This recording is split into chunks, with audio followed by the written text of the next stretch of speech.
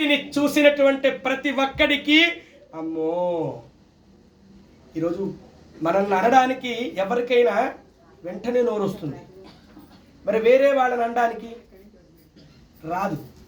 ఇలాంటివి అనేక విషయాలు ఉన్నాయమ్మా. అందుకని ముందు బేసిక్ క్లాస్ ఏంటంటే, నా ఆవేదన ఏంటంటే, మనందరి ఆలోచన ఏంటంటే, మన కార్యాచరణ ఏంటంటే, భూమి ప్రార్థన. కరాగ్రే వసతే లక్ష్మి కర మధ్యే సరస్వతి. ఇది చాలా శుద్ధంగా మనం నేర్చుకున్నటువంటి శ్లోకం. దానిలో వైష్ణవంగా ఒక పదం పైకి అంటే పార్వతీ శక్తి పైకి, లక్ష్మీదేవి కిందకి, ఇట్లా ఒక పదం వ్యత్యాసం ఉంది శైవ వైష్ణవాల్లో.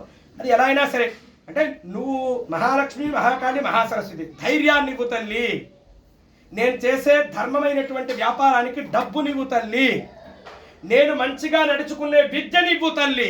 ఈ మూడు లక్షణాలు మనిషికి కావాలి కదా. లేవగానే ఈ మూడు ఉంటే ఆరోగ్యంగా ఉంటాం. లేవగానే ఫేస్బుక్, ట్విట్టర్, ప్రచార మాధ్యమం, షార్ట్ వీడియోస్. అమ్మ బాగా చూస్తారనుకుంటా. వాట్సాప్ అమ్మకి బాగా ఆశీర్వాదం చేయాలి. మీ అందరి కరతాళధ్వనుల మధ్య ఈరోజు ఈ కార్యక్రమానికి విశేషంగా వచ్చేసినటువంటి భక్తాదులందరికీ ఆశీర్వాదం చేస్తూ ఈ సభా కార్యక్రమాన్ని ఇక్కడ పూర్తి చేస్తూ నేడు